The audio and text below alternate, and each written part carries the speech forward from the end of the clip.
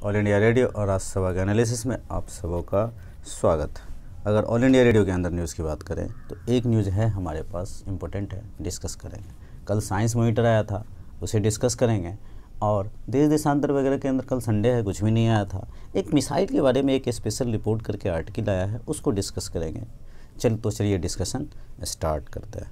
पहली न्यूज़ जो है, ministry of electronics and information technology MeitY, और मेटी ने एक्चुअल में ये जो centre for development for advanced computers है, सीडेक को आगे बढ़ाने की बात कही है।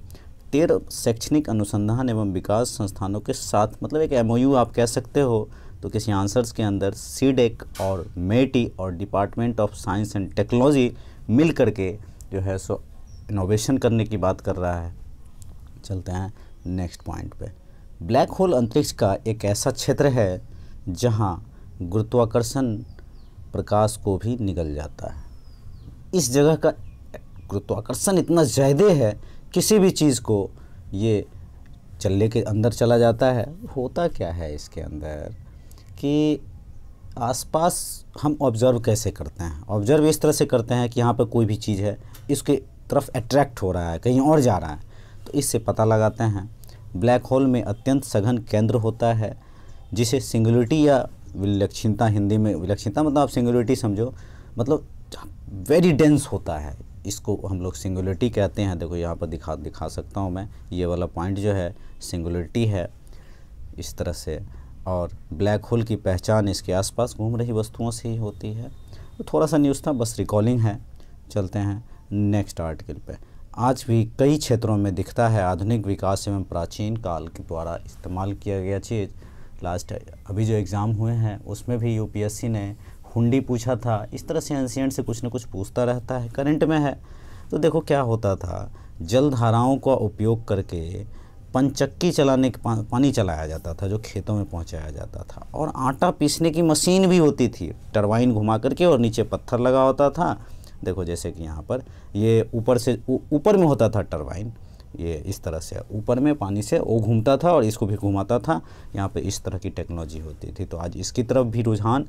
तो पनघट्टा आप ध्यान रखेंगे, घराट यहाँ पर आप देख सकते हो, घराट बोलते हैं अनाज पीसने के लिए, पनघट्टा मतलब पानी को। चलते हैं नेक्स्ट आर्टिकल पे। फिलहाल 100 दिनों के बाद कोविड-19 से रिलेटेड, इस बार तो यूपीएससी ने एक भी क्वेश्चन कोविड से नहीं पूछा, लेकिन इस बार नहीं पूछेगा ऐसा नहीं है। तो एक बात ध्यान रखना, छोटा सा टर्म है, क्या कोविड किसी को हो गया, क्या दोबारा उसको कोविड होगा? तो यस होगा। 3 बंदे तक अभी तक पाए गए हैं। देखो यहाँ पर 100 दिन के बाद कोविड पुनः संक्रमण की संभव, 100 दिन के बाद आईसीएमआर ने इस चीज़ को कंफर्म किया है। तो ऐसी गलती आप मत कर देना। चलते हैं नेक्स्ट पॉइंट पे। मिसाइल 2 तरह की होती है, cruise missile, ballistic missile. Sub orbital ballistic पथ पर होता है मिसाइल का प्रक्षेपण। ये जो बैलिस्टिक मिसाइल है, बैलिस्टिक मिसाइल आकार में काफ़ी बड़ी होती है, भारी वजन के विस्फोटों को ले जाने में सक्षम होती है। बैलिस्टिक मिसाइल अपना ईंधन लेकर चलती है। बैलिस्टिक मिसाइल प्रक्षेपण के प्रारंभिक चरण में ही निर्देशित की जाती है। बैलिस्टिक मिसाइल ऑर्बिटर मैकेनिक्स और बैलिस्टिक के सिद्धांत के पथ पर निर्धारण करती है। एक बार मिसाइल छोड़े जाने के बाद लक्ष्य पर कोई नियंत्रण नहीं रह जाता। बैलिस्टिक मिसाइल एक बार छोड़ दिया तो भैया यहाँ से आप कुछ नहीं कर सकते हो, किधर जाएगा नहीं जाएगा। परमाणु बमों के लिए भी आमतौर पर ऐसी मिसाइलों का इस्तेमाल होता है। पारंपरिक हथियारों के लिए भी इस्तेमाल होता है। बैलिस्टिक श्रेणी में पृथ्वी, अग्नि, धनुष, ये 3 मिसाइलें आती हैं। और स्वचालित क्रूज मिसाइल क्या होता है? तो बैलिस्टिक मिसाइल देखा, यहाँ से मारा और यहाँ पर हमारा नियंत्रण नहीं है। ये स्वचालित और स्वनिर्देशित मिसाइल होती है। यहाँ से चलाए तो भैया इधर जाएगा, हम यहाँ से कंट्रोल करेंगे। तो क्रूज मिसाइल हम कंट्रोल कर सकते हैं और ballistic missile can't be control. सतह के काफ़ी नज़दीक से उड़ती है यह। क्रूज मिसाइल ज्वलनशील विस्फोटक के द्वारा लक्ष्य भेदती है। आकार में बहुत छोटी और जेट इंजन से चलती है। पारंपरिक भी ये लेके जा सकती है, परमाणु बम भी लेके जा सकता है। आकार और कम लागत के कारण पारंपरिक हथियार दोनों का ज़्यादा प्रयोग होता है, हथियारों के साथ दोनों का ज़्यादा प्रयोग होता है। मिसाइल का प्रक्षेपण किसी निश्चित जगह से होता है। रॉकेट इंजन या किसी निश्चित स्थान पर होने के कारण विस्फोटों द्वारा संचालन होता है इसका। सतह से मिसाइलें कितनी प्रकार की होती हैं? सतह से हवा में, दूसरा, सतह से समुद्र में, सतह से मतलब सतह से पानी में। तीसरा, हवा से हवा में, हवा से हवा में, ऊपर ही ऊपर। मिसाइल की गति 4 मैक तक हो सकती है। जो यहाँ पर सतह से हवा से सतह पर, हवा से सतह पर आप कर सकते हो। उसके बाद समुद्र से समुद्र में, समुद्र में एक शिप से दूसरे शिप पे भी मारा जाता है।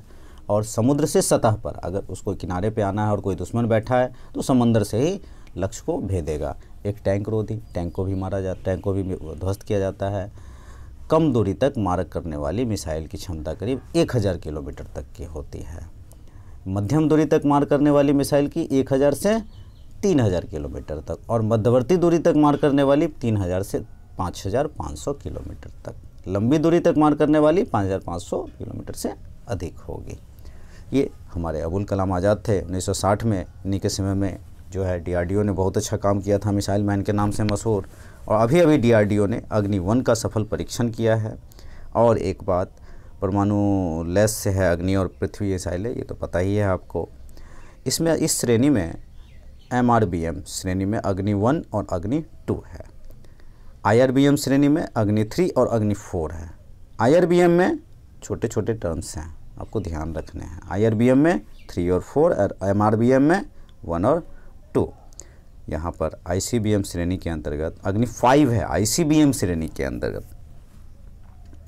और बात की जाए तो पृथ्वी 1 जो है 150 किलोमीटर, पृथ्वी 2 250 किलोमीटर। और नेक्स्ट ब्रह्मोस मिसाइल जो हम रशिया के सहायता से ले रहे हैं, उसमें रैमजेट तकनीकी का उपयोग किया गया है। सुपरसोनिक क्रूज मिसाइल है। 200 से 300 किलोग्राम पेलोड के साथ 300 किलोमीटर की दूरी के लक्ष्य भेद सकती है। ब्रह्मोस मिसाइल जमीन, हवा, पनडुब्बी, युद्धपोत से भी प्रक्षेपित किया जा सकता है। देश की सबसोनिक क्रूज मिसाइल सबसे पहला निर्भया है। अब देखो त्रिशूल मिसाइल, त्रिशूल सतह से, मतलब त्रिशूल सतह से, यहाँ धरती है तो सतह से ऊपर हवा में मार करने वाला सक्षम त्रिशूल मिसाइल 9 किलोमीटर दूरी तक मार कर सकता है यह। सागरिका मिसाइल, पनडुब्बी से छोड़ी जाने वाली बैलिस्टिक मिसाइल, मतलब पानी के अंदर से भी छोड़ा जा सकता है। 2008 में ये सागरिका मिसाइल डाला गया।